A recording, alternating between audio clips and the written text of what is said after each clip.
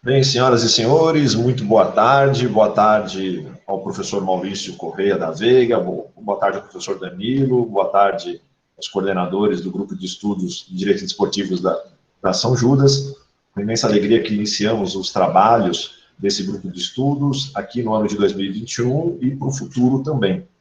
E, de antemão, então, agradeço à Universidade de São Judas Tadeu pelo espaço acadêmico disponibilizado para a gente debater essa questão de extrema importância atual, que é o direito desportivo, bem como agradeço ao Dr. Maurício, que eu já passarei a palavra daqui a pouco, antes lerei o currículo dele, agradeço ao professor Danilo pelo companheirismo e pela participação, não só nesse grupo de estudos, quanto em outras tarefas acadêmicas também, e a todos vocês da São Judas, da comunidade São Judas, ou ex-São Judas, ou eventualmente comunidade acadêmica de direito desportivo, colegas de outras instituições, colegas profissionais já formados, que estão aqui nesse grupo para debater conosco e aprendermos juntos questões envolvendo direito desportivo. Então, a todos os meus agradecimentos, minhas saudações, minha imensa alegria de desfrutar com vocês esses espaços que nós teremos nos encontros quinzenais ao longo aí desse primeiro semestre.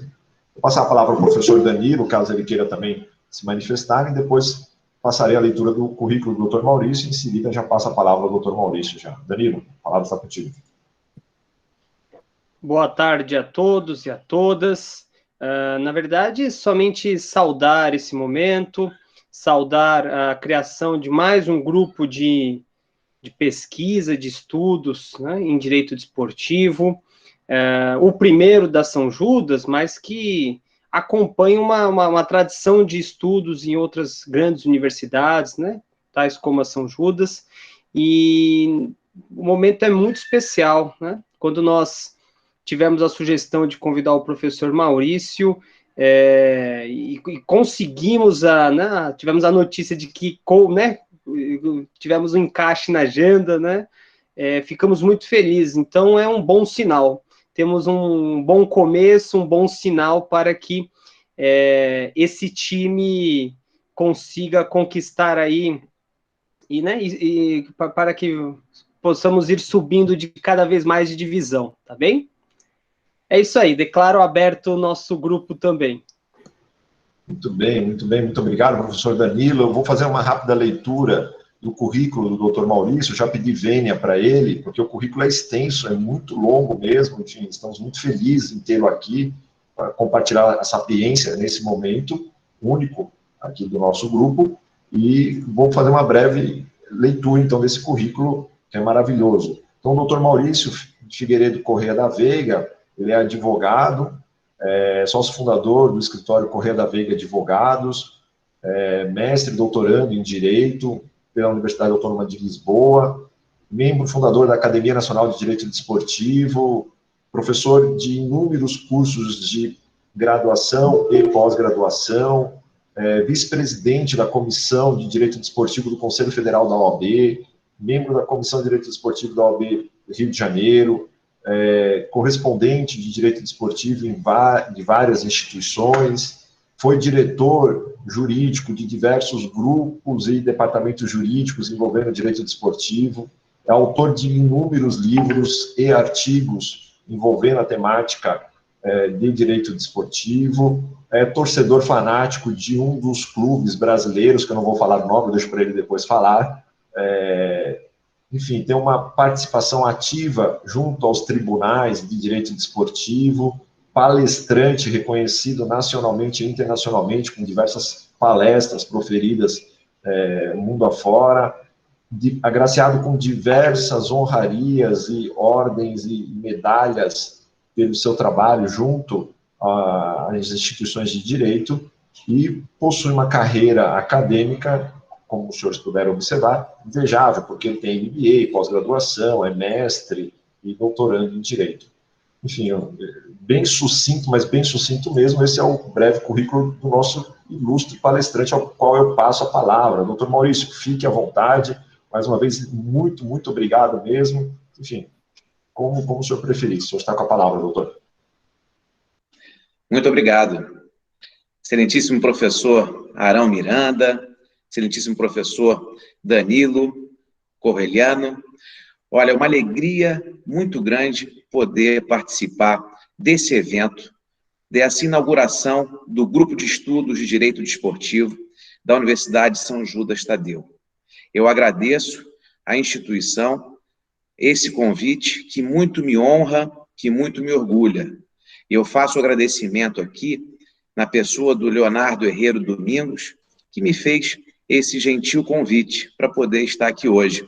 E num momento muito especial, de inauguração de um grupo de estudo, mas também em uma semana simbólica, em que se comemorou o Dia Internacional da Mulher, no dia 8 de março. E estamos, então, nessa semana de comemoração. E ainda mais simbólico, quando eu percebo a quantidade de mulheres aqui presentes, nesse grupo de estudos. Eu fico muito feliz quando testemunho o nascimento de um grupo de estudos em direito desportivo. E poder presenciar o nascimento de um grupo de estudos com essa quantidade qualificada da presença feminina é algo extremamente relevante e que diz respeito a um momento histórico que o próprio direito desportivo atravessa. Portanto, eu só tenho a agradecer o fato de poder estar aqui hoje e fazer, né, proferir essa aula, mas que vai ser mais ali um bate-papo, uma conversa de uma forma ali mais agradável possível. Fico honrado de ser uma aula magna que, para mim, representa e simboliza ali muito.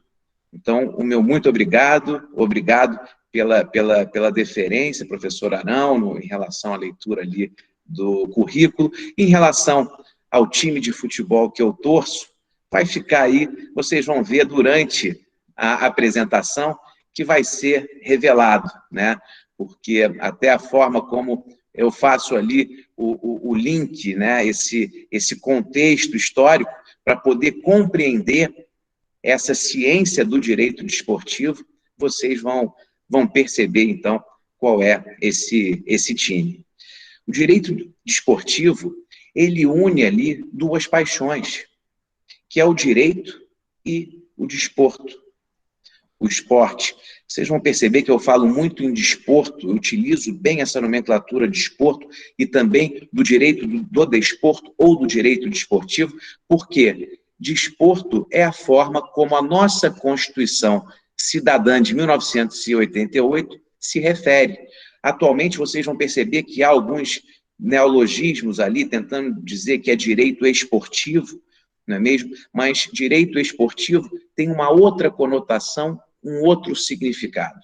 A ciência que vamos apresentar aqui hoje, a ciência que vocês vão estudar e carregar nesse grupo de estudos é o direito desportivo. É o desporto que está, assim, consagrado na nossa Constituição Federal de 1988, e nós vamos passar ali por ela para que vocês possam, então, entender, primeiro, essa característica multidisciplinar do direito desportivo e a fundamental importância que o legislador atribuiu ao próprio desporto e também à justiça desportiva.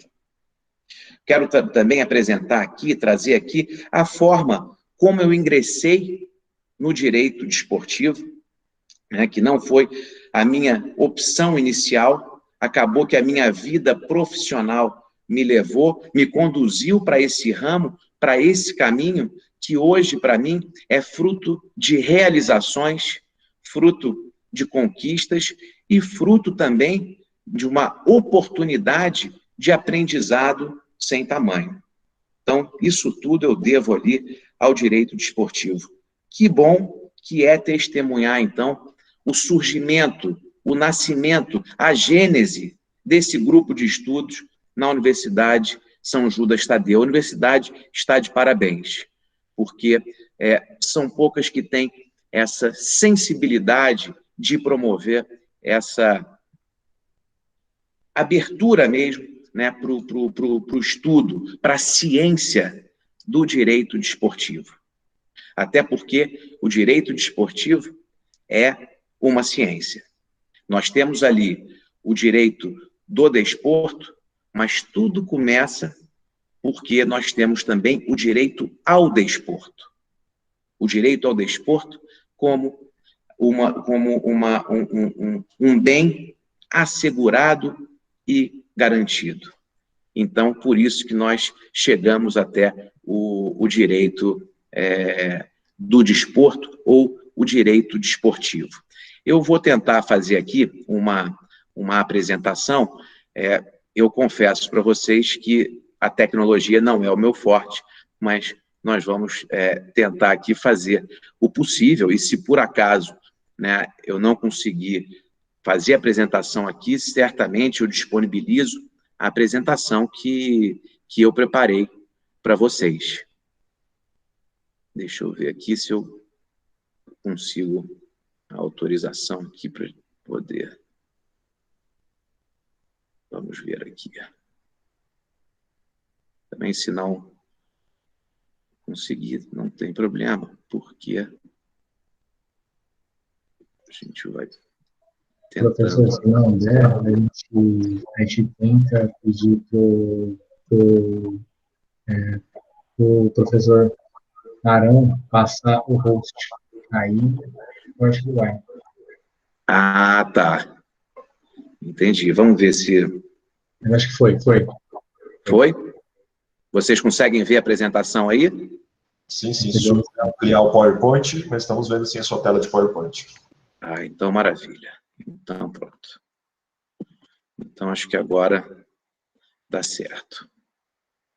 Bom, para poder contextualizar o direito desportivo dentro de um acontecimento histórico, dentro de um cronograma histórico, nós não podemos deixar de falar sobre fatos pitorescos, né, que aconteceram no Brasil, que dizem respeito à própria história do Brasil, da evolução do futebol, principalmente, e aí nós vamos ver, quando falamos de direito desportivo, nós falamos de todas as modalidades, mas, evidentemente, que no Brasil, o futebol acaba tendo um protagonismo maior, por se tratar ali do esporte que simboliza uma paixão popular, e que hoje em dia já transcendeu essa questão de paixão popular.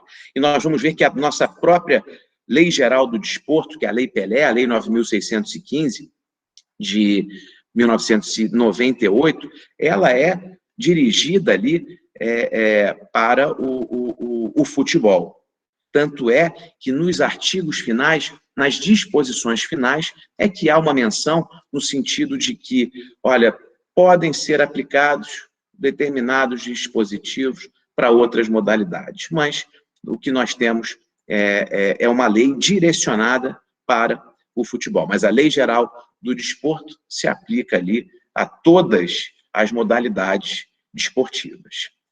E vamos fazer aqui uma volta no tempo, regredir um pouco aqui no tempo, indo até o século XX, início do século XX, quando ainda até o próprio futebol estava engatinhando no Brasil. O futebol chega no Brasil pelas mãos do Charles Miller, que muitos pensam que, inclusive, Charles Miller era inglês, mas ele era brasileiro, descendente ali, filho de irlandeses e de ingleses, mas era brasileiro, e é o Charles Miller que traz o futebol para o Brasil no final do século XIX. No início do século XX, nós tínhamos uma questão bem peculiar, é que o futebol ele era praticado por uma minoria de privilegiados, filhos de imigrantes, principalmente ingleses, que jogavam ali o futebol no âmbito das fábricas. Fábricas essas todas com denominação inglesa, que era o Bangu Cricket and Football, Paysandu Football, Fluminense Football, todas elas com uma ascendência britânica ali muito grande. Então, futebol praticado por uma minoria. E vai ser justamente o futebol o responsável para promover uma miscigenação, unir povos e raças, unir o povo brasileiro, independentemente de credo, de raça e de cor. Então, o futebol tem essa graciosa virtude, o desporto de um modo geral, mas o futebol comprovadamente teve essa graciosa virtude. E foi quando o negro, ainda discriminado no Brasil, começa a participar dos jogos junto com os filhos desses imigrantes. Então, vejam a importância do futebol, e aí a gente traz a essência do esporte para essa miscigenação, não é mesmo? E miscigenação que é a responsável pelo sucesso do futebol brasileiro naquele início do século XX. Porque essa mistura de raças que nos caracteriza o povo brasileiro, nós somos fruto dessa rica miscigenação, essa miscigenação que dá ali um gingado diferente, que traz ali um toque artístico para o próprio futebol e encanta o mundo inteiro já no início do século XX. E em 1919, quando o Brasil ganha o seu primeiro campeonato internacional, que é o Campeonato Sul-Americano, nós temos ali um craque no nosso time, que é o responsável por essa vitória, que é o Arthur Friedenreich. E o Arthur Friedenreich simboliza exatamente aquele período e o que é exatamente a miscigenação de culturas do nosso Brasil. E, infelizmente, ele jogava no Clube Atlético Paulistano e sofria ali um preconceito racial muito forte. Ele precisava ficar no vestiário, alisando o cabelo, passando pó de arroz, para poder entrar em campo, né, e esconder a sua verdadeira origem. Ele era filho de um alemão e de uma negra que produziu o primeiro ídolo que o Brasil teve.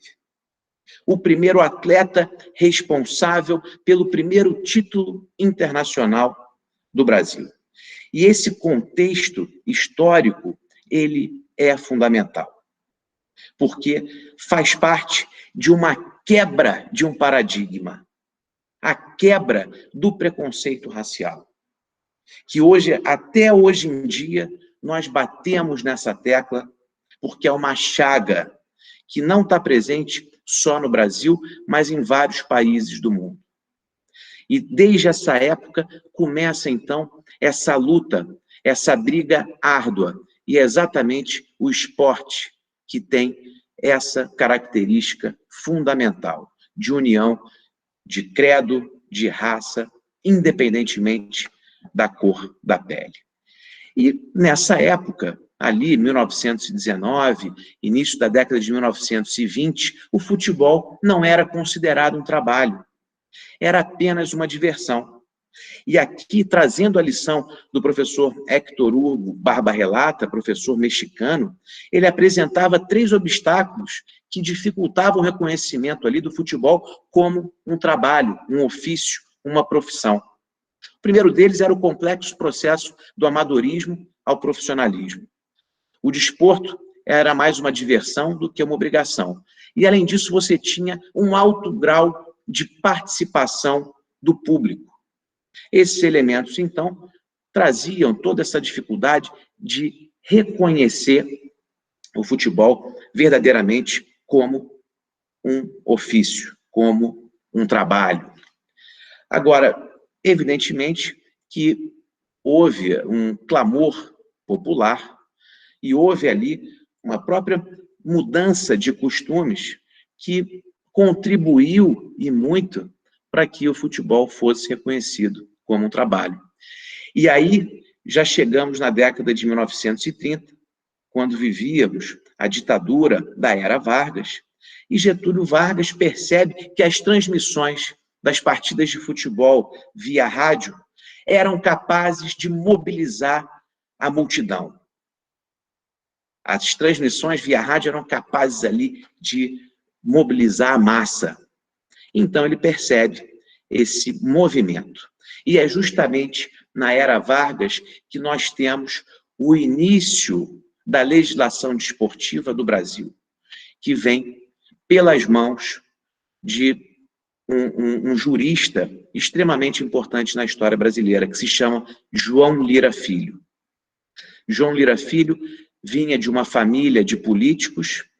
O irmão dele foi o Lira Tavares, que governou o Brasil, junto com quando teve, né, o governo provisório, junto com Marinha, Exército e Aeronáutica. E o João Lira Filho foi reitor da Universidade Federal do Rio de Janeiro, foi ministro do Tribunal de Contas da União e era o braço direito do Getúlio Vargas para assuntos relacionados à cultura e desporto. Na época, nós não tínhamos ali um ministério de esportes, mas havia a área desportiva ligada ao Ministério da Educação. E é justamente no âmbito do Ministério da Educação que se desenvolvem as primeiras legislações. Importante dizer, como vivíamos uma ditadura, havia uma característica predominante de intervenção do Estado. E você usava o futebol e toda a atividade física como um símbolo de desenvolvimento da raça. E vamos aumentar aqui, acabei de ver uma mensagem, vamos ver se melhora. Então, nós tínhamos essa intervenção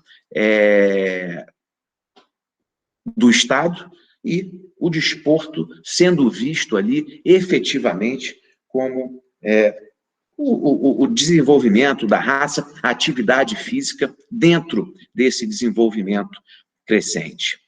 E também foi justamente nessa época que nós temos uma situação bem peculiar, que os clubes começaram a reclamar, começaram a reivindicar uma garantia, porque eles tinham custos com formação dos atletas e não havia nenhum tipo ali de garantia que determinasse que aquele atleta estaria obrigado a permanecer no clube. E tem um fato pitoresco, bem curioso. O Vasco da Gama faz uma turnê, isso na década de 1930, precisamente ali no ano de 1934, e vem para a Europa, vem jogar contra o Barcelona, na Espanha, e contra outros times também espanhóis. E no regresso, o Vasco jogando ali, disputando o Campeonato Carioca, e líder do campeonato, vem disputar esses jogos amistosos e no regresso perde dois de seus maiores ídolos, dois de seus maiores craques, que é o Fausto e o Jaguaré. Por quê? O Barcelona se encanta com esses jogadores e, ao contrário do que acontecia no Brasil, a Espanha oferecia ali um valor mensal, né? Não era característica ali um salário, mas valor mensal, gratificações, bichos e luvas. Então, isso fez com que o Vasco retornasse para o Brasil sem os seus craques. E houve, então, nesse período, esse clamor. Isso não era só uma característica do Brasil, a América do Sul também vivia esse êxodo.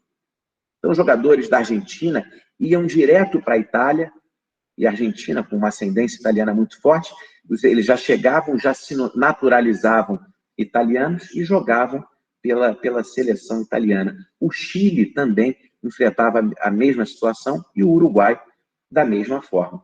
E a partir, então, final da década de 1930, surgem esses diplomas e a primeira legislação, considerada como a primeira legislação desportiva no Brasil, é o Decreto 3.199 de 1941. Um decreto extremamente importante que veio da lavra do eminente jurista João Lira Filho. João Lira Filho, pessoal, é o pai do direito esportivo.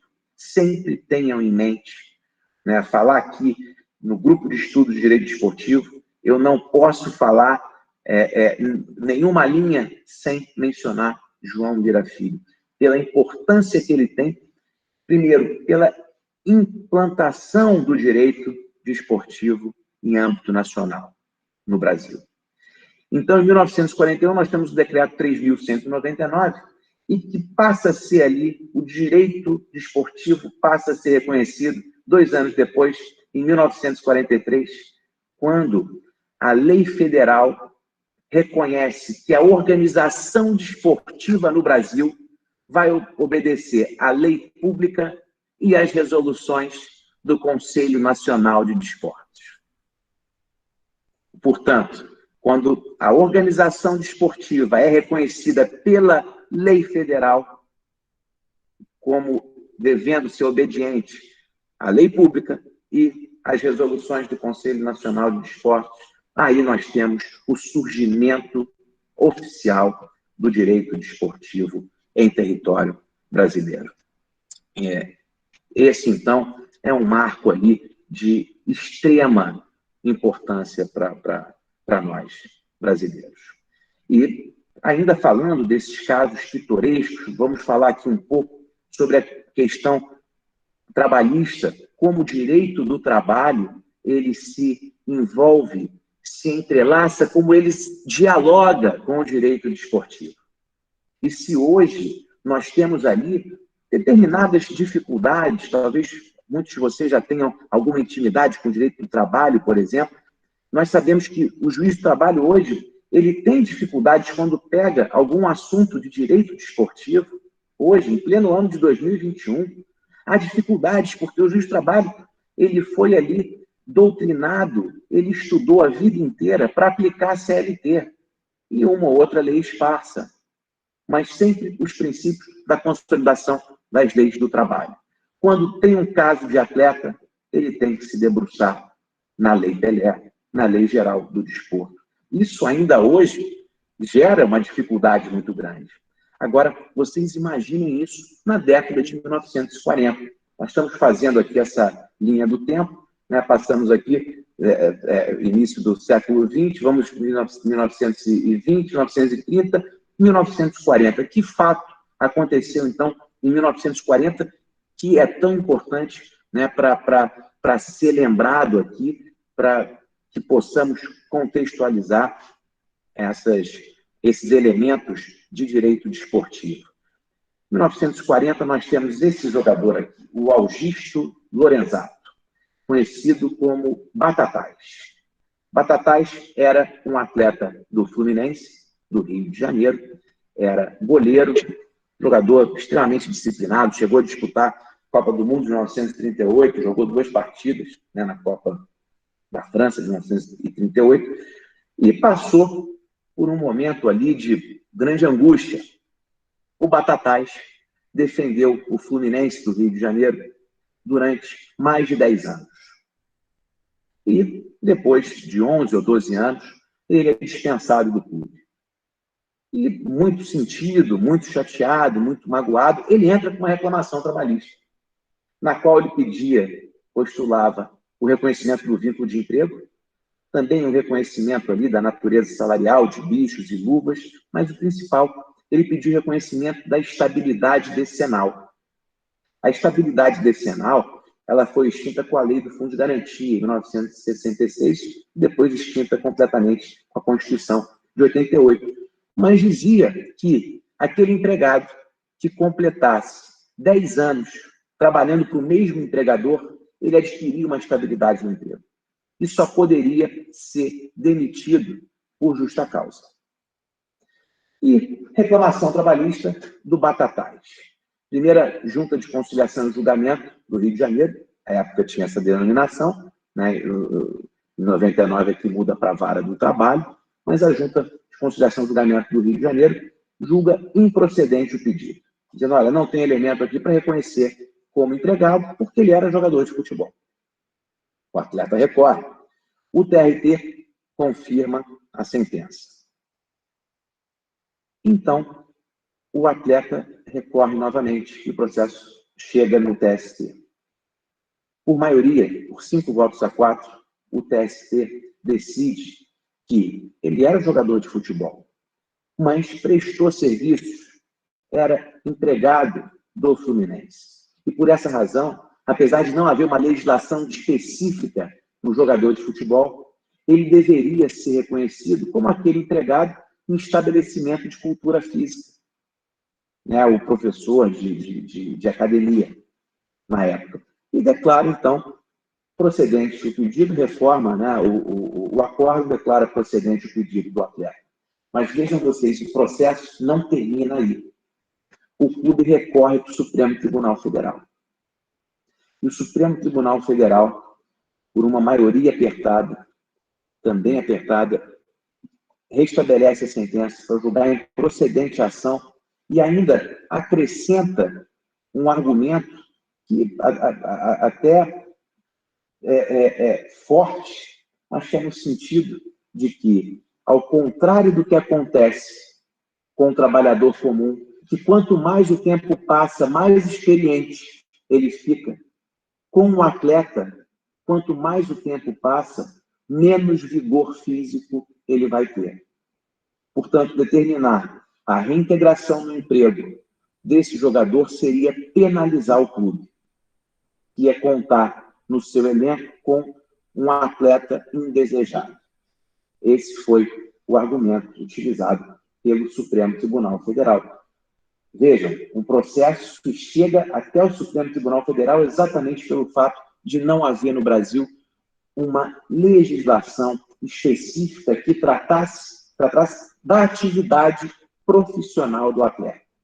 Esse caso foi julgado pelo Supremo Tribunal Federal no ano de 1952. O processo começa ali em década de 40, 45 ou 46 e vai até 1952.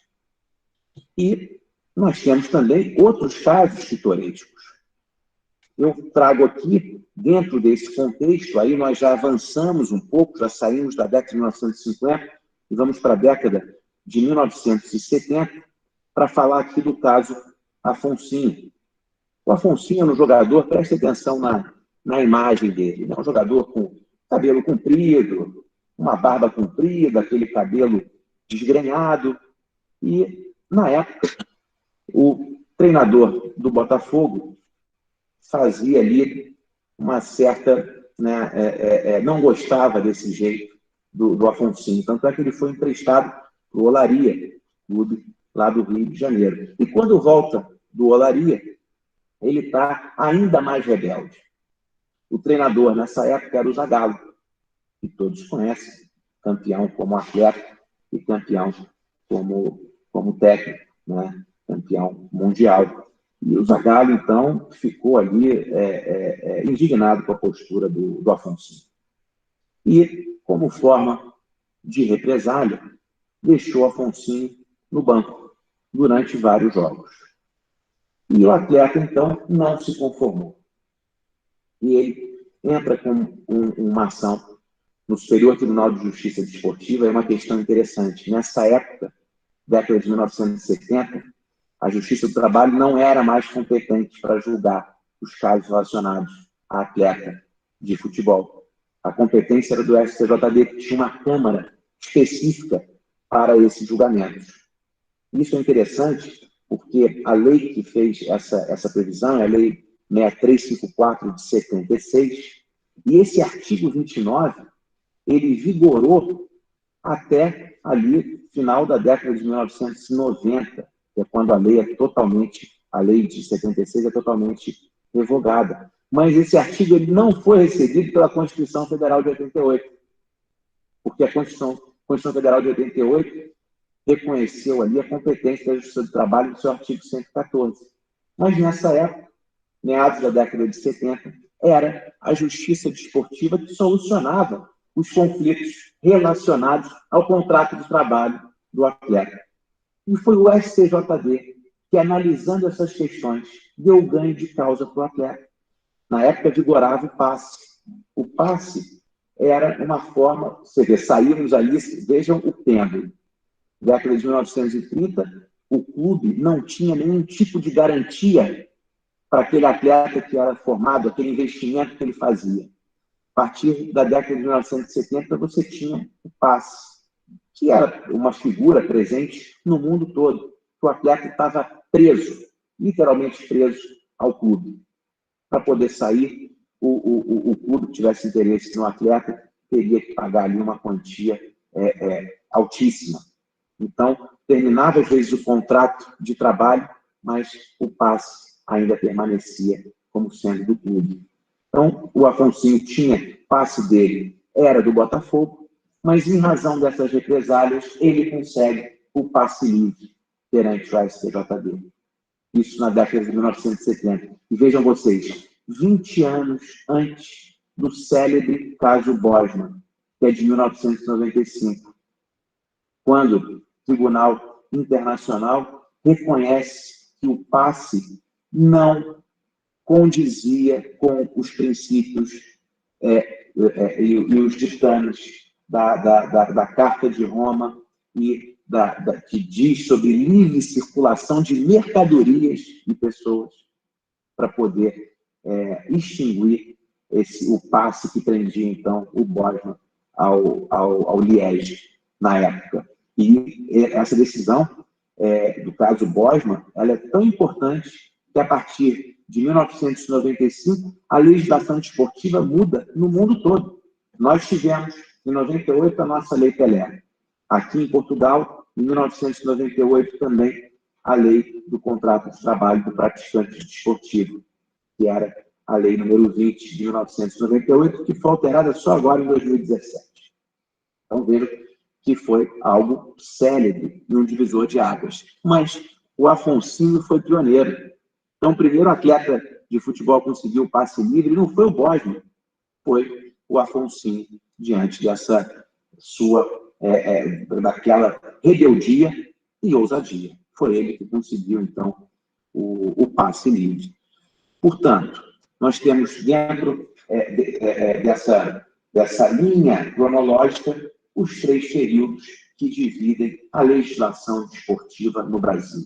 Primeiro período, que vai ali de 1932 a 1945, sendo o desporto encarado como educação física, né, o desenvolvimento da raça e desenvolvimento físico. O segundo período vai de 1946 até 1998, com a promulgação da nossa Constituição Federal, da nossa Constituição Cidadã. E o terceiro período é que nós estamos vivendo até os dias atuais, que ele começa com a Constituição, não é mesmo? E tem ali um momento de extrema importância, que é a promulgação da Lei Geral do Desporto, da Lei Pelé, mas que já está totalmente defasada. A Lei Pelé, meus caros, ela é de 1998, mas até hoje ela já sofreu mais de 20 emendas. E talvez a maior delas tenha sido no ano de 2011, com a Lei 12.395 de 2011, porque foi responsável por alterar mais da metade dos dispositivos da nossa Lei Geral do Desporto. Portanto, agora nós estamos vivendo esse terceiro momento, esse terceiro período da legislação desportiva. Vamos começar aqui agora a falar sobre essa questão transversal, multidisciplinar do direito desportivo. A constitucionalização do desporto no Brasil é algo de extrema relevância. E é por isso que nós falamos que nós temos um direito ao desporto que levou ao direito do desporto. O direito ao desporto é um bem social. É direito de todos os cidadãos.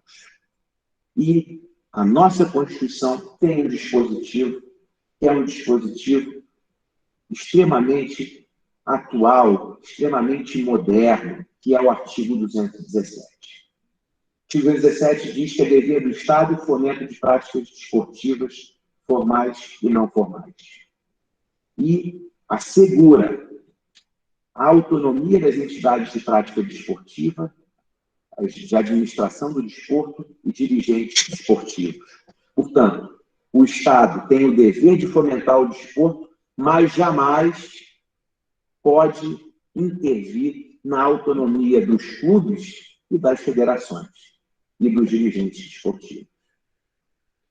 Quando se diz, mas a lei federal acaba sendo uma intervenção estatal. Não, a lei federal é ali um ditame uma baliza. Agora, o legislador não pode, por exemplo, criar uma lei impondo condições, por exemplo, de rebaixamento, regras de acesso e de descenso. Isso vai estar presente nos regulamentos das competições, não na lei federal. Por quê? A nossa Constituição assegura a autonomia das entidades desportivas. Além disso, a própria artigo 17 assegura a proteção às manifestações desportivas de criação nacional. E aí tem um voto do ministro Lewandowski que é extremamente importante. O futebol, apesar de não ser criação nacional, a origem dele não ser no Brasil, ele se desenvolveu de tal forma a se amalgamar com a cultura brasileira que ele também goza dessa proteção. E aí nós temos, além do futebol, futsal, aí sim uma criação genuína brasileira, que o Estado tem o dever de proteger. E também o futebol, mesmo não sendo ali uma criação nacional, mas ele se desenvolveu de uma forma espetacular no Brasil. Além disso, esse artigo 217 prevê ali a autonomia da justiça desportiva. Regras de disciplina e competição não podem ser submetidas ao Poder Judiciário, não sem antes passar pela justiça desportiva. Tem até uma discussão dizendo que esgotadas as instâncias da justiça desportiva, poderia ser levado ao Poder Judiciário até pelo princípio do direito de ação, do artigo 5º da Constituição Federal, artigo 35. Mas você só vai levar questões de disciplina e competição para a justiça se tiver algum questionamento da legalidade do julgamento proferido pela justiça desportiva. É como se fosse uma decisão arbitral. Então, no jogo que se discute, por exemplo, Vasco e Internacional, aquela polêmica do VAR, né, que aquele gol impedido, né, aos poucos vocês vão descobrir qual é o time que eu torço, enfim. E a questão vai ser dirimida pela justiça desportiva. E mesmo quando a justiça desportiva der a última voz, proferir sua última decisão, sua última manifestação, essa questão não pode ser levada para o Poder Judiciário. O juiz estadual não pode jamais dizer, né, que o VAR estava descalibrado, que houve ali interferência, não. Se por acaso a questão for levada para o Poder Judiciário, que não vai acontecer, seria por uma questão de legalidade da decisão, seja em razão da investidura dos membros, algum cerceio de defesa, uma violação do princípio do devido processo legal, algo dessa natureza. Jamais em relação ao mérito da questão. Isso porque a nossa Constituição assim prevê e assim determina. A Constituição de Portugal, por exemplo, não tem essa previsão. Não assegura, não eleva a justiça desportiva em nível constitucional, como a Constituição brasileira faz. Tanto é que teve um caso recente do Sporting, do jogador do Sporting que hoje é líder do campeonato português, que o atleta recebeu o 5º cartão amarelo e ele vai reclamar ali, vai dizer, olha, e o próprio juiz, o árbitro reconhece, de fato, errei na mão, não era falta ali para cartão amarelo. E ele, inclusive, o árbitro dá um depoimento, o atleta entra com uma medida na justiça desportiva. A justiça desportiva não, o que vale é o princípio do pro competitione, é o princípio ali, a decisão de campo. A justiça desportiva não pode se excluir, só se tiver um erro de direito, não um erro de fato. E vocês vão ver, quando atuarem na justiça desportiva, que isso é algo muito comum no mundo todo. Quando o atleta recorre para o Tribunal Arbitral do Desporto, que seria o equivalente ao nosso STJD, o Tribunal Arbitral do Desporto falou que não teria tempo hábil de reunir os árbitros, porque isso era sexta-feira à noite e segunda-feira o Sporting já tinha um jogo, e o jogo contra o Benfica, que é o clássico, né, um dos clássicos de Portugal. E, com base nisso, o próprio regulamento da competição prevê que, nesse caso, pode haver, então, recurso para o Tribunal Judicial, que é o Tribunal Administrativo Sul. Apesar de ter esse nome administrativo, pertence ao Poder Judiciário. Você vê, isso no Brasil jamais aconteceria, porque se o atleta e o seu time, seu clube, fizessem isso, poderiam ser excluídos da competição. Vejam como o nosso artigo 217, ele é diferenciado, tem uma abrangência fenomenal e é extremamente avançado. Aqui nós estamos diante de um exemplo da constitucionalização do desporto no Brasil. E por que eu comecei com essa questão do direito constitucional? Justamente para trazer para vocês essa característica multidisciplinar do direito desportivo. Essa característica apaixonante que só o direito desportivo tem. Outras disciplinas também terão, evidentemente, mas o direito desportivo, de uma forma ali, bem sui generis, de uma forma diferenciada. Quando eu faço, né, as aulas para os meus alunos em nível de graduação, eu sempre menciono, se tens alguma dúvida em relação a que área vais escolher, escolha o direito desportivo. Atue no direito desportivo. Porque o direito desportivo, professor Danilo, ele tem essa característica de dialogar com todos os ramos do direito. Então, mesmo que você não siga carreira no âmbito do direito desportivo, ele pode ser uma porta de entrada para que você tenha acesso a todas as áreas. Com o direito penal, o que o direito desportivo tem a ver com o direito penal? Bom, no âmbito da justiça desportiva, você tem ali, muitas das vezes, que ver a questão de dosimetria da pena. O atleta é condenado por jogada violenta, por exemplo.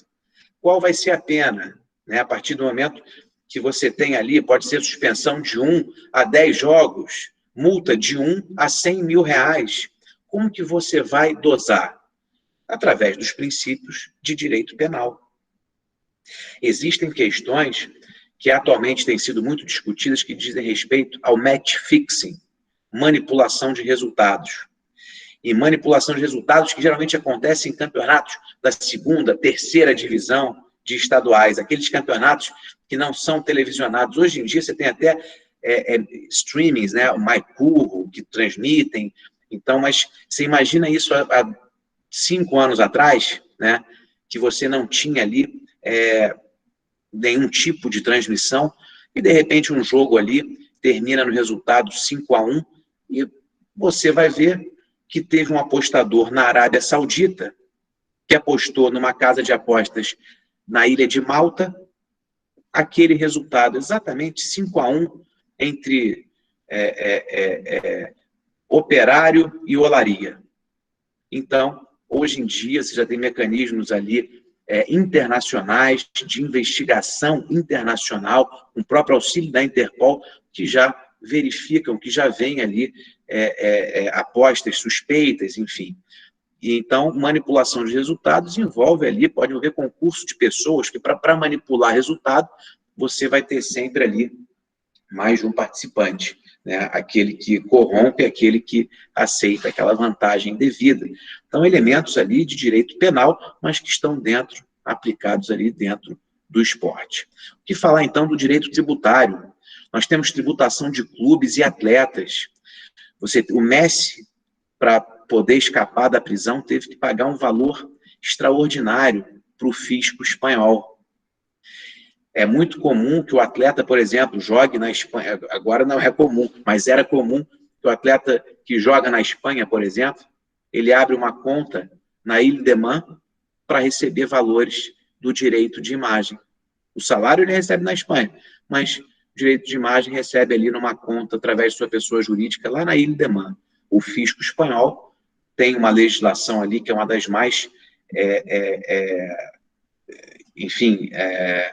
mais pesadas, mais severas, que coíbe esse tipo, né, e prevê ali, inclusive, tipificação penal, né, no sentido que, olha, se a sua receita, né, se a prestação de serviços decorre aqui em território espanhol, né, você vai ter que declarar aqui o Neymar também, a mesma coisa. O Cristiano Ronaldo, ele sai do Real Madrid para a Juventus unicamente por questão relacionada ao fisco. O fisco espanhol é o mais severo deles.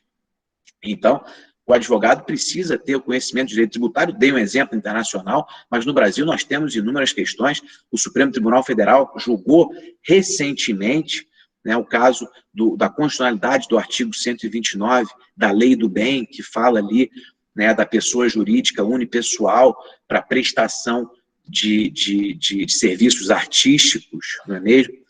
E muitos atletas, treinadores, foram autuados pelo fisco, tiveram que fazer suas defesas perante o CARF, né? Então, é uma questão, uma linha muito tênue para saber ali o que é permitido, o que não é, qual a incidência, qual a tributação devida. Temos a questão da sociedade anônima do futebol, projeto de lei que está prestes a ser aprovado pelo Congresso Nacional, que vai possibilitar a constituição de clubes, empresas. Atualmente já é possível, mas com essa lei que prevê ali a sociedade anônima do futebol, você vai ter incentivos fiscais para constituir essa empresa.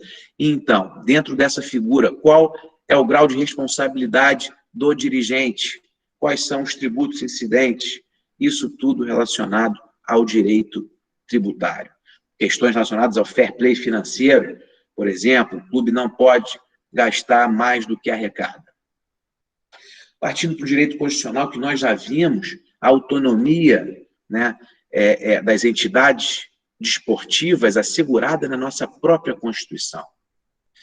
Na ação direta de constitucionalidade 2937, o ministro César Peluso, quando declara a constitucionalidade do Estatuto do Torcedor, professor Arão Miranda, ele fala ali efetivamente do artigo 217 da Constituição Federal. Fala da importância do desporto. Da mesma forma, quando o ministro Alexandre de Moraes julga a inconstitucionalidade, pedido, né, ação de declaração de inconstitucionalidade da lei de responsabilidade fiscal no esporte, ele diz que um dispositivo que alterava o Estatuto do Torcedor era inconstitucional. E sabe qual era esse dispositivo, Leonardo Herrero? Era exatamente aquele que estabelecia o cumprimento de obrigação trabalhista e fiscal como forma do clube poder se manter na primeira divisão, como forma dele poder participar do campeonato. O ministro Alexandre de Moraes falou, não, nossa Constituição assegura o princípio da autonomia desportiva. O princípio é muito justo, muito válido, mas para ter vigência, isso deve partir dos próprios clubes ou partir da entidade que organiza a competição. Então, se não tiver no regulamento da competição, não pode o legislador querer impor este cumprimento como requisito para a participação no campeonato. O direito civil, então, nem se fala. O direito de imagem, hoje, está presente em quase todas as ações que são levadas para a Justiça do Trabalho. Pedido de reconhecimento de natureza salarial, dizendo que não observou o limite de 40% imposto pelo artigo 87A da Lei Pelé. Então, sempre tem ali direito de imagem. O direito de imagem tem sua natureza, não é mesmo? Nos princípios de direito civil, no artigo 20 do Código Civil. No artigo 5º, inciso 28 da Constituição Federal, não é mesmo? Então, fundamental você saber profundamente o direito civil para poder fazer um contrato.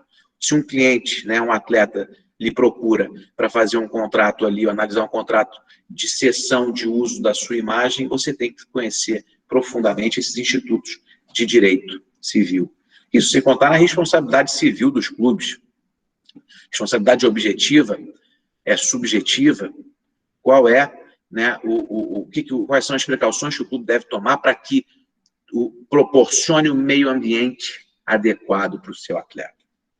Direito administrativo também está ligado com o direito esportivo. Questões de governança são cada vez mais exigidas para a diretoria, né, do próprio clube.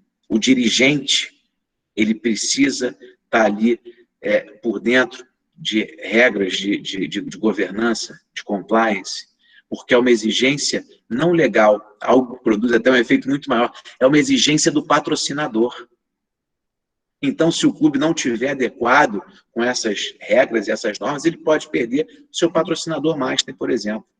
Portanto, muito mais eficaz do que uma imposição legal, não é mesmo?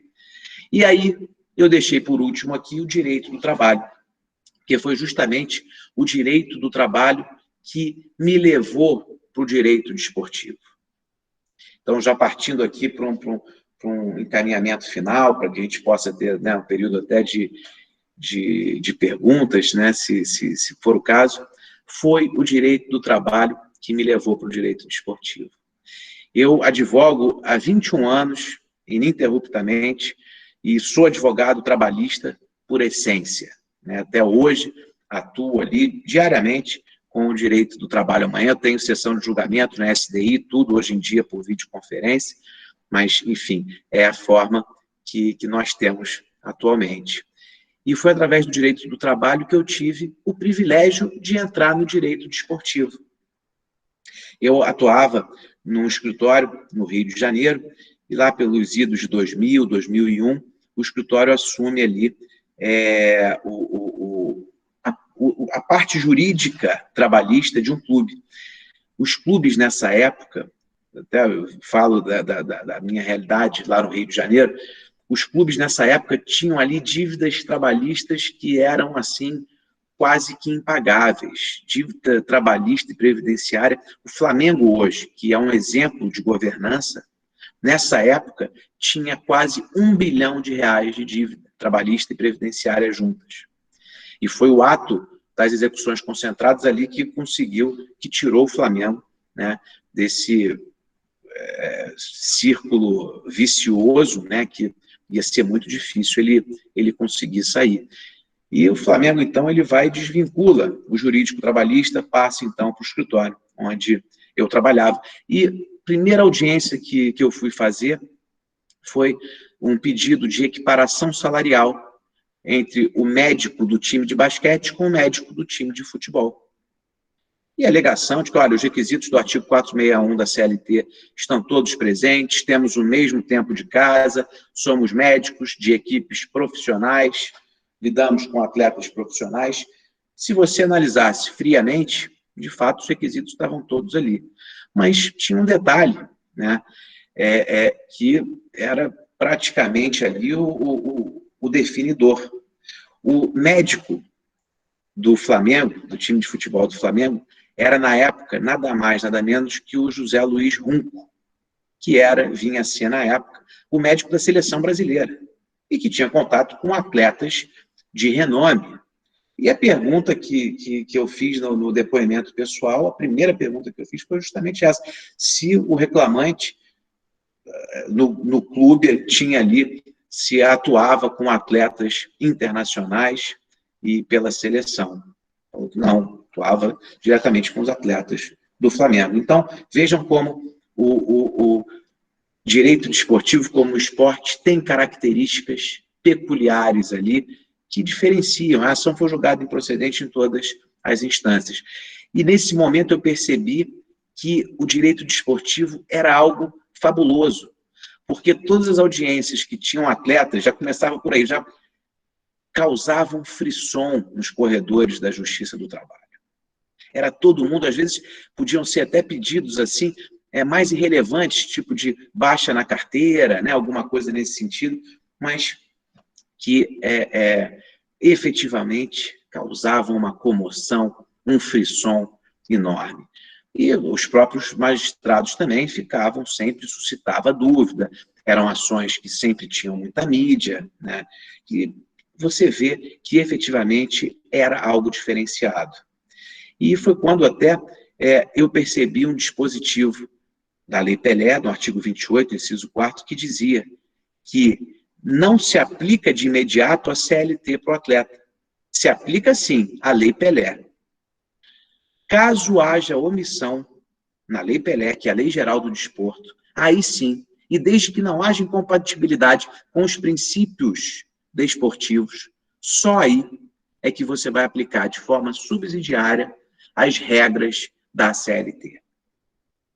E foi quando eu tive a certeza de que estávamos diante de um tema, de uma temática, de uma área efetivamente autônoma. Por quê? A CLT, por ela, tão somente, não é suficiente para resolver as questões relacionadas ao contrato de trabalho do atleta profissional.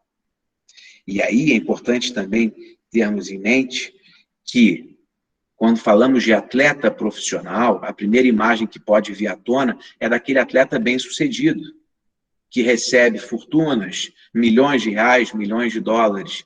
Mas essa, meus caros, não é a realidade, e principalmente no Brasil.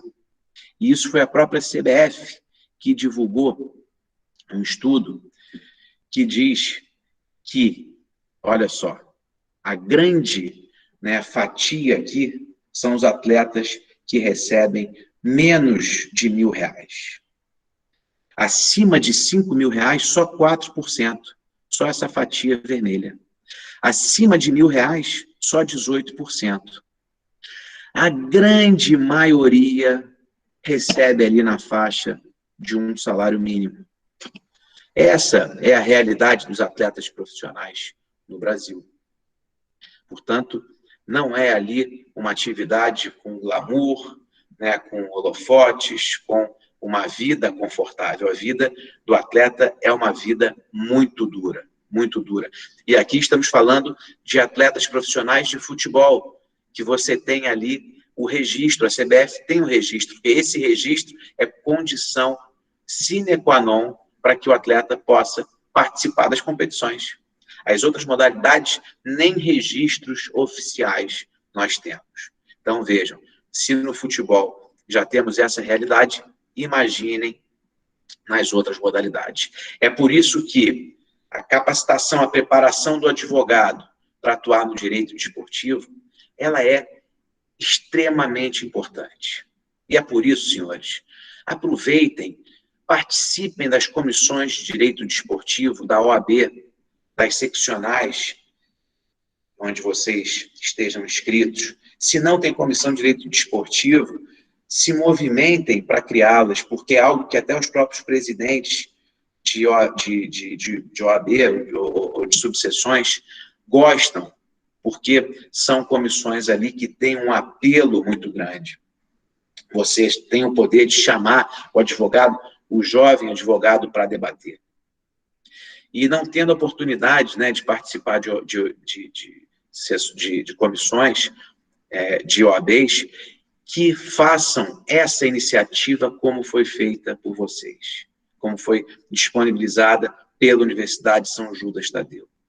Grupos de estudos de direito desportivo são o futuro do direito desportivo. Quem dera se eu tivesse um grupo de estudos de direito desportivo na faculdade onde eu me formei, que foi na Universidade Católica de Petrópolis.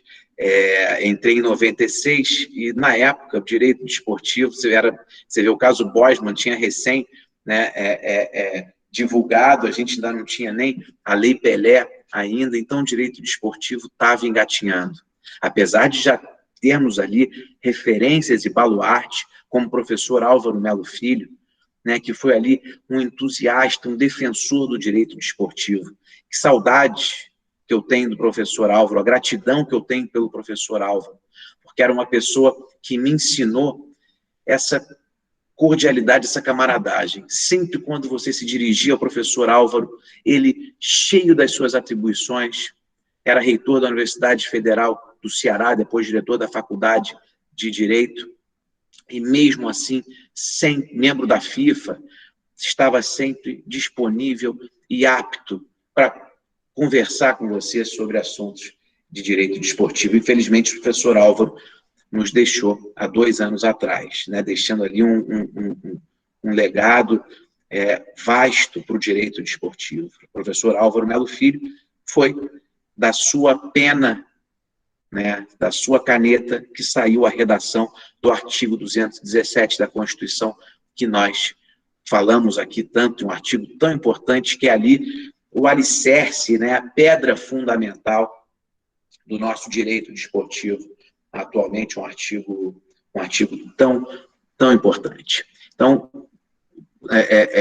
no direito desportivo, meus caros, tenham isso em mente, procurem, né, a OAB e se aprimorem, sempre estudem, porque isso vai ser fundamental, até para que possamos mudar esse quadro, para que os atletas tenham ali, né, uma orientação melhor, também os clubes, porque esses atletas que recebem salários pequenos, muitas vezes estão vinculados, né, a clubes também pequenos, que participam só de campeonatos estaduais, mas que às vezes têm um potencial muito grande, e vai ser um de vocês que vai poder orientar esse clube a poder explorar esse potencial, né? Explorar economicamente da melhor forma, né? A exploração no bom sentido, né? O potencial que o clube tem, que o clube exerce perante aquele ecossistema, perante aquela comunidade. E dentro aqui do direito do trabalho desportivo, olha, nós temos um contrato de trabalho ordinário, que pode ser qualquer acordo, né, tácito, expresso, verbal, e no contrato de atleta, obrigatoriamente, ele tem que ser por escrito. O contrato de trabalho ordinário, ele é por prazo determinado ou indeterminado. No contrato de trabalho do atleta, obrigatoriamente, ele vai ser por prazo determinado, porque assim afirma o artigo 30 da Lei Pelé. Vai ser no mínimo de 3 meses e no período máximo de 5 anos. O contrato de trabalho comum é livre estipulação, né, de cláusulas, e só vai haver restrição em relação às normas de proteção ao trabalho. Agora, no contrato especial de trabalho desportivo, você tem ali cláusulas que obrigatoriamente devem constar desse contrato de trabalho. Portanto, esses aqui são alguns elementos, características que demonstram, né, como que esse contrato de trabalho desportivo, ele é diferente, ele é peculiar. Vejam, portanto, que nós passamos aqui por praticamente, né, todas as áreas, pelo menos as áreas mais corriqueiras do direito, para fazer essa análise multidisciplinar com o direito desportivo.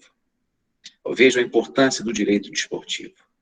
E além de todas essas áreas que eu mencionei aqui, o direito desportivo tem uma outra característica, que ele tem uma justiça própria, a justiça desportiva. Então, para você, jovem advogada, que está ali por onde começar, sem saber, o grupo de estudos é um bom começo para se fazer um catálogo, por exemplo, um rol de advogados que gostariam de ingressar na justiça desportiva, porque cada modalidade tem ali uma justiça desportiva. Pode ser, né, um começo de um estudo para preparar, qualificar esse advogado e depois buscando, né, um aprimoramento, como deve se portar o auditor da justiça desportiva. Quando a gente fala em TJD, ou STJD, a primeira imagem que vem à tona é o STJD do futebol. Mas eu, por exemplo, eu já fui auditor do STJD do tiro desportivo. Eu já fui procurador-geral da Confederação, do Tribunal da Confederação Brasileira de Tiro com Arco. Então, cada modalidade tem ali o seu tribunal. E o advogado, como auditor, muitas das vezes, né, a própria federação, ela tem dificuldade para montar o seu tribunal e pede auxílio nas OABs. A partir do momento que você tem um grupo de estudos, a própria federação pode se valer do grupo de estudos para poder, né, requisitar, né, convocar para o seu quadro auditores vindos ali do grupo de estudos. E o auditor da justiça desportiva tem um papel fundamental, porque é ele que vai assegurar a lisura da competição, vai assegurar que as regras são obedecidas, vai assegurar que não tem ali nenhuma deslealdade entre os competidores. E aí falo de todas as modalidades, vela, tiro, peteca, todas as modalidades que você possa imaginar. E muitas federações não sabem, muitos presidentes de federações não sabem que você constituir e manter um tribunal de justiça desportiva é requisito para você poder lançar mão de verba pública para a sua federação. Federação que não tem tribunal montado não pode ter acesso à verba pública. Portanto, é mais ali um elemento, né, que vocês podem se enfronhar, pesquisar, não é mesmo? Porque o direito desportivo, meus caros, tem essa singular característica.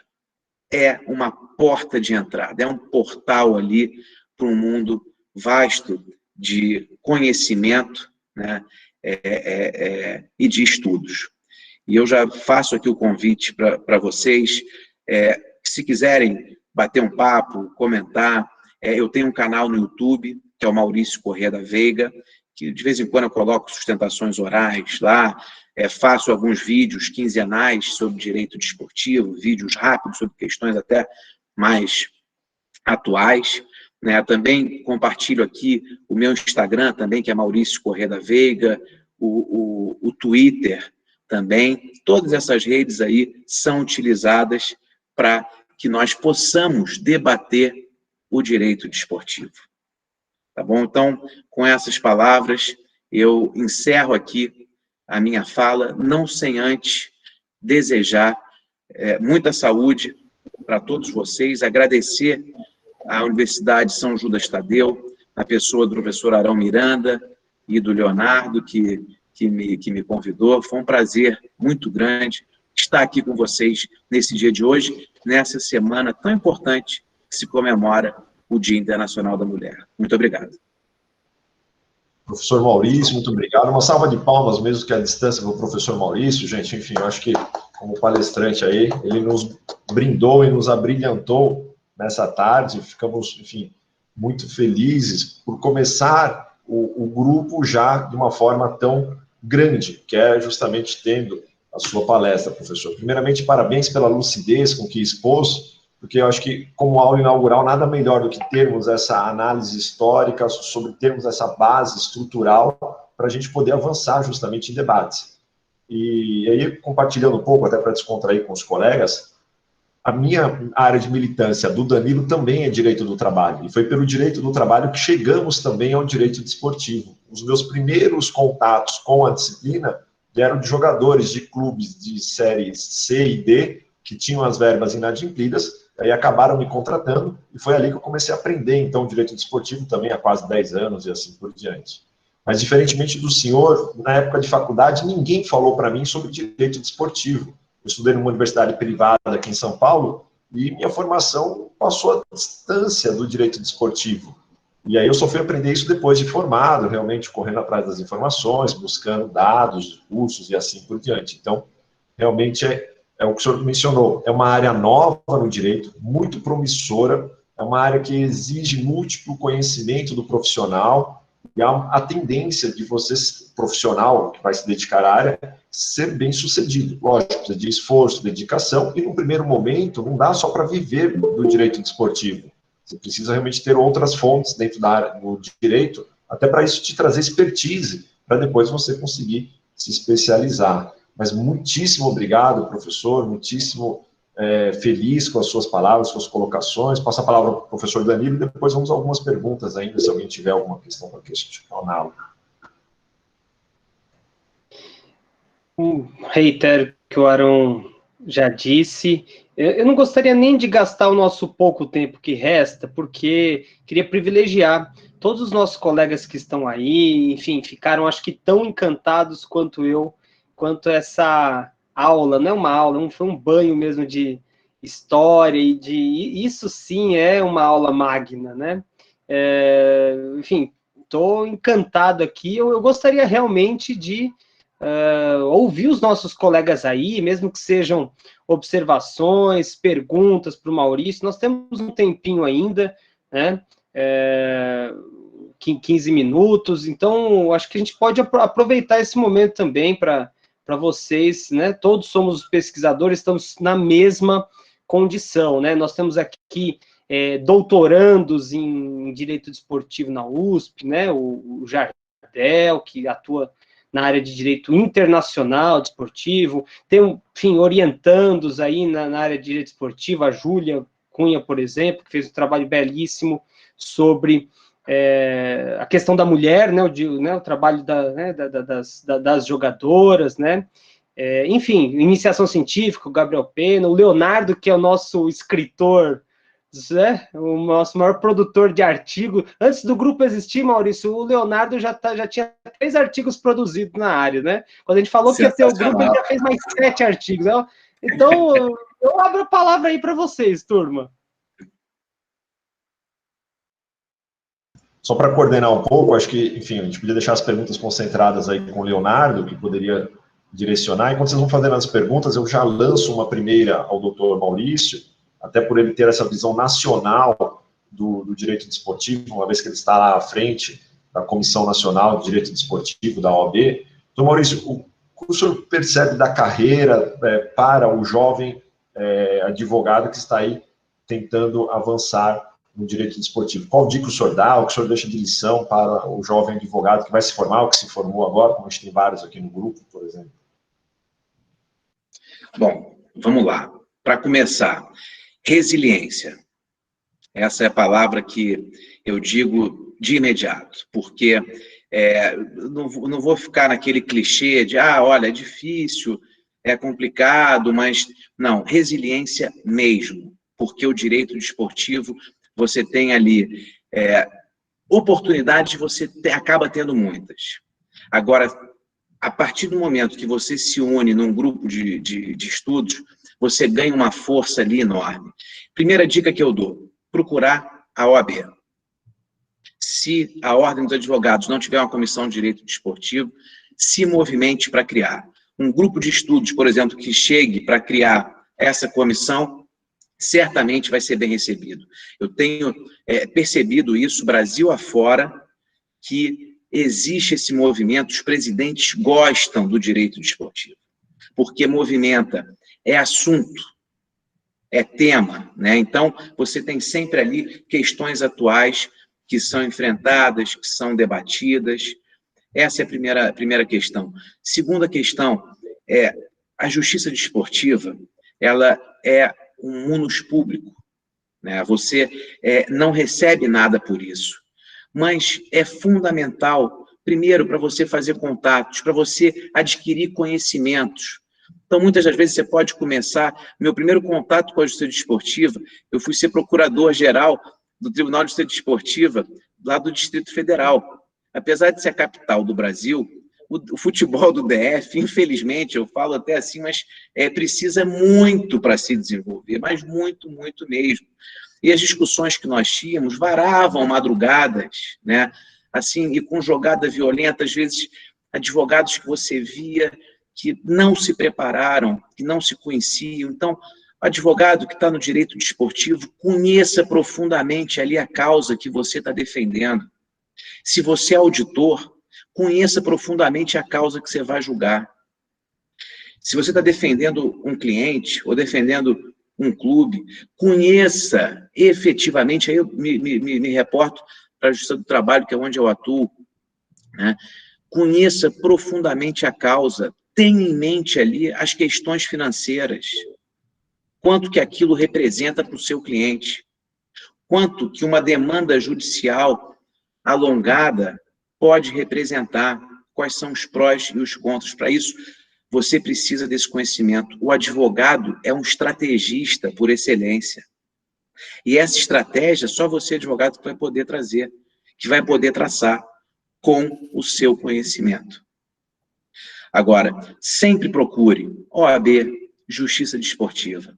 É o melhor caminho, é a melhor porta de entrada. Vejo muitos alunos que reclamam: poxa, professor, mas eu não tenho contato, né? Eu não tenho nenhum parente na advocacia. É claro que isso ajuda muito, né? Retira ali uma série de obstáculos, encurta, mas não é sinônimo de sucesso, muito pelo contrário. Às vezes tem mais ou tanto ônus quanto bônus. Então, claro, você tem um caminho árduo ali, começando do zero, por exemplo, mas a partir do momento que você está integrado numa OAB, numa comissão de direito desportivo ou na justiça desportiva, você amplia a sua rede de contatos, e o seu conhecimento. Participe dos eventos. Atualmente, infelizmente, estamos premidos aqui, né, pela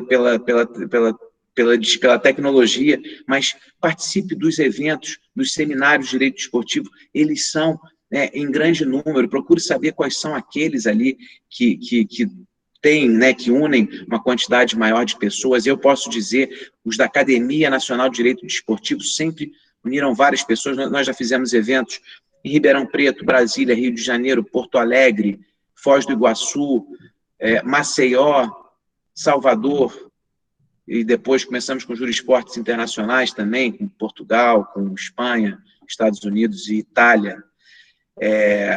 Que é uma outra, ali, com outro enfoque, mas a academia tinha ali, inclusive, né, tem os seus eventos regionais. Então, procure, né, esses eventos que aí você vai começando a conhecer as pessoas, e as pessoas acabam se repetindo, né? E você vai formando ali um grupo entrosado. Então, professor Arão, eu acho que esse ali enfim, a dica que eu dou maior. E para o advogado, de um modo geral, até para o advogado trabalhista também, que é a minha área, muito bom, fico mais feliz ainda em saber que vocês, né, Arão e Danilo, são oriundos, né? Somos, então, egressos da mesma floresta, como disse a ministra Rosa Weber, né, da mesma floresta da Justiça do Trabalho. Leiam bastante romance, literatura. Se sobrar um tempinho, leia os livros de direito, mas pegue ali algo que fuja um pouco, né, daquela coisa mecânica ali, né? Agora, também, se quiserem ler o Manual de Direito do Trabalho Desportivo, será muito bem-vindo, mas só no final, só depois de muito tempo. Se concentrem em romance histórico, romance, literatura, porque isso vai ser fundamental. Sempre tenham ali, né, Machado de Assis, por exemplo, como fonte de inspiração, que nunca vai ser em vão na carreira de todos vocês. Ótimo. Leonardo Herrero, você quer fazer algumas perguntas que apareceram aí no chat para o professor Maurício? Fica à vontade aí, se você quiser me participar. Então, algumas pessoas fizeram, mas eu acho que nós poderíamos deixar que elas mesmas as fizessem. Por exemplo, parece que a Iranice perguntou também. Iranice, né? A palavra é sua. Eventualmente podemos até fazer em blocos, dado horário, né? Teve pergunta dela, do Jardel. Se quiser adiantar aí, Jardel. Boa noite, professor Maurício. É um prazer ver a palestra do senhor. Primeira vez que eu vejo a palestra. Eu já conheço o senhor faz muito tempo. E o senhor hoje é uma referência e uma lenda no direito desportivo nacional. Eu também tenho origem, como o Danilo e o Arão, na área trabalhista. Na academia eu estou fazendo o doutorado em Direito Internacional e eu vou abordar os conflitos trabalhistas envolvendo atletas com dimensão internacional. Estou me enveredando aí, quebrando a cabeça. Excelente. E uma questão que eu queria fazer ao senhor é como que o senhor analisa aí a CNRD, que agora está virando moda para levar conflitos trabalhistas envolvendo dos atletas de futebol. O senhor acha que isso vai ser uma tendência? E me parece que tem um segundo problema aí, envolvendo a nacionalidade de atletas. Por exemplo, se a gente tem um atleta brasileiro, vamos pegar o Gabigol, ele pode pleitear perante a Justiça do Trabalho. Agora, a gente pegar o Arrascaeta, parece que tem que levar o litígio dele para a CNRD. Isso não é um conflito, não é até uma inconstitucionalidade, sendo ele jogando no Brasil e impedir que ele acesse a JT? Obrigado, Jardel, professor. Muito obrigado pelas suas palavras. Bom saber também que você é oriundo, né, da atuação, né, da advocacia na Justiça do Trabalho. Fico sempre muito feliz né, com quem tem essa origem comum. Parabéns aí pelos seus estudos. A área que você pegou, que você tocou, ela é maravilhosa e essencial, né? Eu me deparei com uma discussão agora recentemente, a questão do contrato, né? O clube que tem aquele direito de preferência para assinar o primeiro contrato profissional do atleta em formação. A FIFA só permite ali um contrato de 3 anos. E no Brasil você pode assinar por 5 anos. 5 anos. Né? Então, você já tem um conflito internacional aí. Então, essa sua área é espetacular. Parabéns pela escolha. Em relação à CNRD, é uma questão muito delicada. O que está acontecendo que eu tenho percebido? Os clubes e atletas já estão com um contrato padronizado, que tem uma última cláusula ali dizendo que as demandas serão submetidas à CNRD. Por livre e espontânea vontade. Já está ali.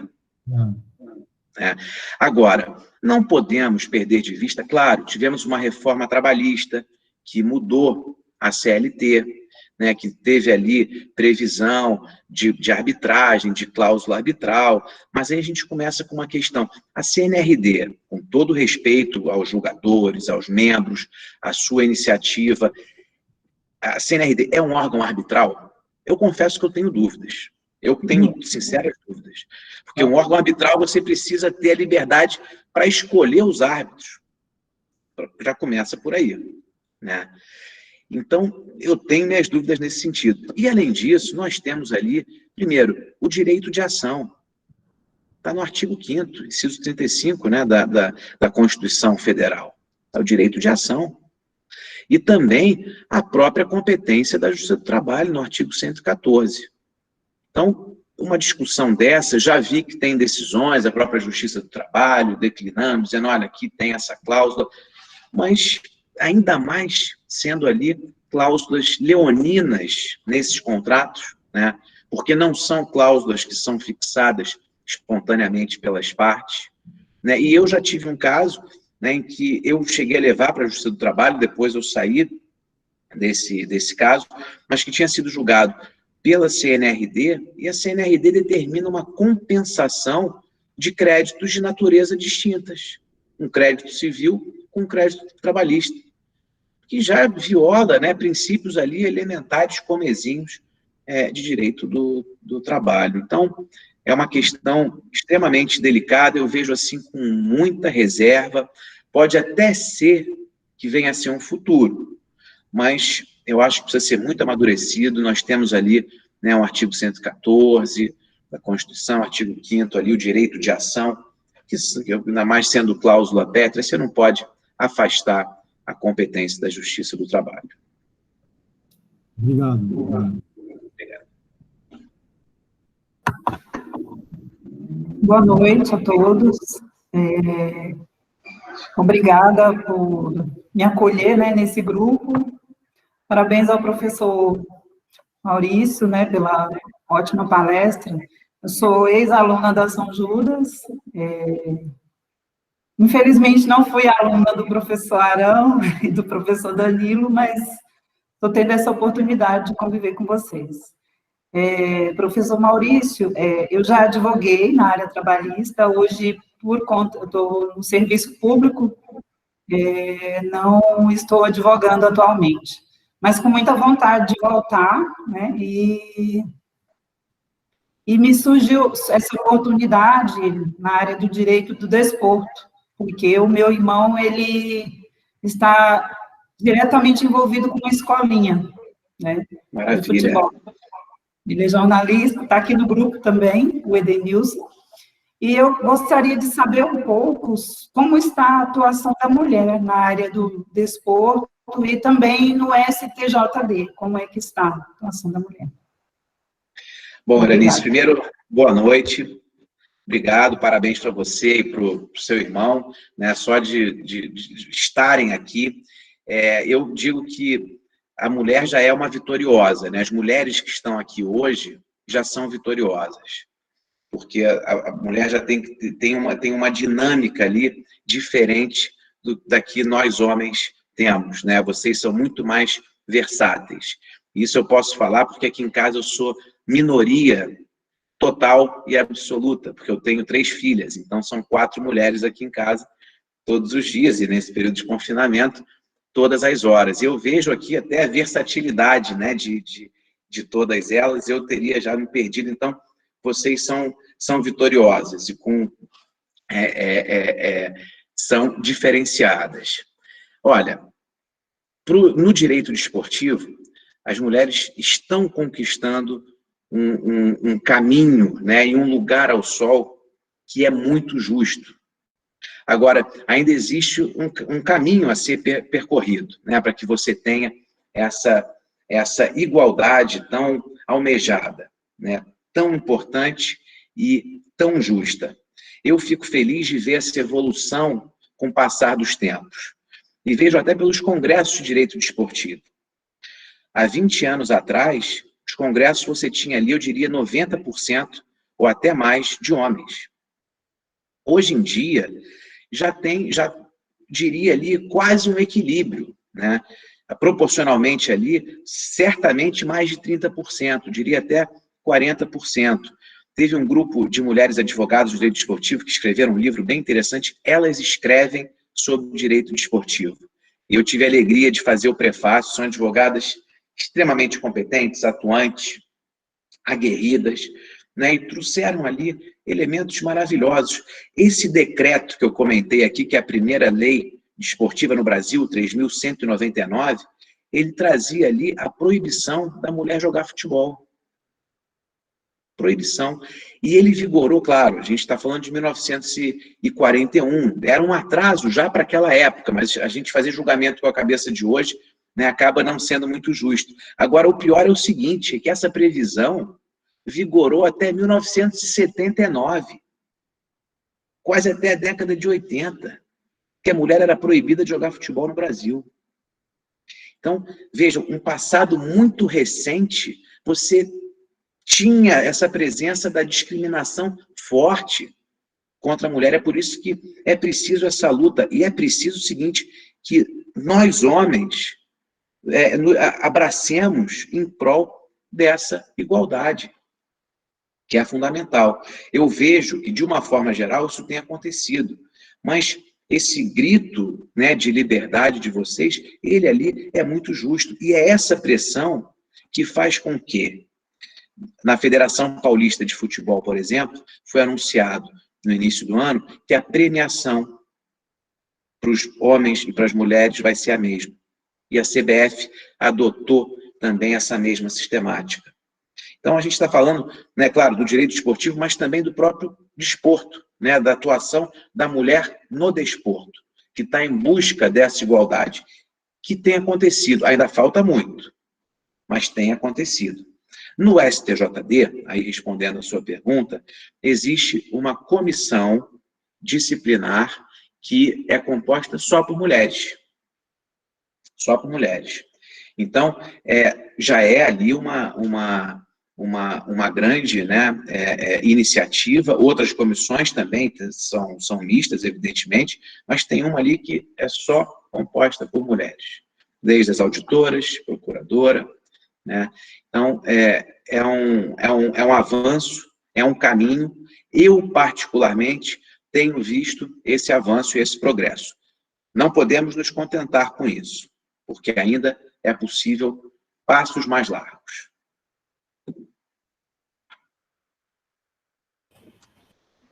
Júlia, você quer fazer a sua pergunta? Oi, pessoal, boa noite. Bem, boa noite, professor. Boa noite, Júlia. Pegando esse gancho da pergunta da Iranice e da resposta do senhor também nesse sentido, eu fiz a minha monografia orientada pelo professor Danilo sobre esse tema, sobre o contrato de trabalho das atletas profissionais de futebol, e aí eu queria ver, assim, do senhor, a opinião do senhor, como o senhor vê a falta de profissionalização dessa modalidade? Como o senhor mesmo disse, né, a gente tem diversas categorias que a gente está acostumado a ver o atleta e pensar, nossa, é cheio de luxo, e diversas categorias não são assim. E, especificamente no futebol feminino, como o senhor vê essas lacunas jurídicas? Como, por exemplo, a licença maternidade de um atleta, muitos clubes não respeitam esse tipo de coisa. Então, como o senhor vê essa questão dessas lacunas? Júlia, sua pergunta é muito pertinente, é muito boa e muito atual. E aí vou pegar um gancho de uma notícia que saiu aqui na Itália, hoje, de uma atleta que foi punida pelo clube porque engravidou. E qual foi a punição dela? Não ter comunicado ao clube que ela queria engravidar. E foi punida. Então, vejam a dimensão disso. Eu acho que, nesse sentido, de uma forma geral, o Brasil está mais evoluído. Porque se um caso desse acontece no Brasil, ia ser assim, algo de um absurdo tão grande, né, que assim, a mídia ia fazer um alvoroço enorme, enorme. Então, claro, é preciso ainda mudar muita coisa. Recentemente também teve uma atleta de vôlei ou de basquete, se não me engano, que passou a foto dela, ela no banco de reservas, amamentando. Né? Então, essa é uma realidade que as mulheres enfrentam mesmo. Então, essa questão até de licença maternidade, isso o bom também seria que constasse até por normas de compliance no regulamento do clube. Né? Na verdade, não precisaria constar, mas constar ali para dizer, olha, aqui nós respeitamos e fazemos questão de observar a lei, se for possível até abrandar um pouco o que a lei diz, digo no sentido de conceder mais do que a própria lei, né? Então, às vezes, um período maior para licença maternidade, não é mesmo?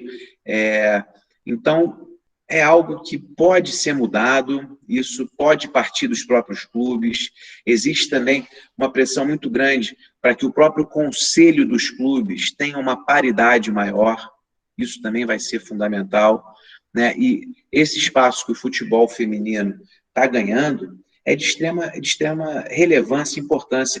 E não adianta vir com aquele argumento antigo e arcaico, no sentido de que, mas o futebol feminino não dá tanta visibilidade, não gera tanta receita. Gera sim. O público feminino é um público consumidor muito mais ativo do que o masculino. O que acontece é que não tem oportunidade. Então, se não tem oportunidade, você fazer essa comparação é injusta, não é mesmo? Então, é possível que, é preciso que se dê elementos e formas, né, para que você tenha essa igualdade, essa paridade de arte. Muito bem, professor Maurício, em razão apenas do horário, porque o papo está extremamente prazeroso, eu ficaria a noite toda conversando, deixando as pessoas perguntarem aqui, enfim, o senhor é uma pessoa agradabilíssima, uma pessoa muito gentil, muito amável também, mas em razão do horário eu vou ter que encerrar aqui as nossas atividades. Novamente, eu agradeço imensamente o senhor, a sua disponibilidade, depois enviarei para o seu e-mail certificado aqui do nosso grupo, pela aula magna que o senhor proferiu, as fotos também que o pessoal compartilhou aqui. Obrigado, que bom. Podem compartilhar à vontade, marcar, fazer balãozinhos, né? E vamos lá, isso aí. Isso aí. Com certeza, o senhor será chamado de novo. Né? Porque, olha que aula. Parabéns. Muito obrigado. E, novamente, obrigado. Danilo? Obrigado. É isso aí, muito obrigado. Esperamos vê-lo novamente em breve. Vai ser um prazer. Vai ser um prazer muito grande. Muito obrigado, enfim, ao doutor Maurício, a todos vocês que participaram do evento, ao professor Danilo, ao Leonardo, ao Jader, a todos vocês, colegas advogados, futuros advogados, enfim, vamos estudar, vamos aprender, vamos ganhar os nossos trocados aí também no direito desportivo, todo mundo merece, tá bom? Pessoal, uma boa noite, um bom semestre a todos, mais uma vez, doutor Maurício, obrigado, uma boa noite, um forte abraço a todos. Até mais, gente. Um abraço a todos, pessoal. Obrigado. Tchau, tchau, grande abraço.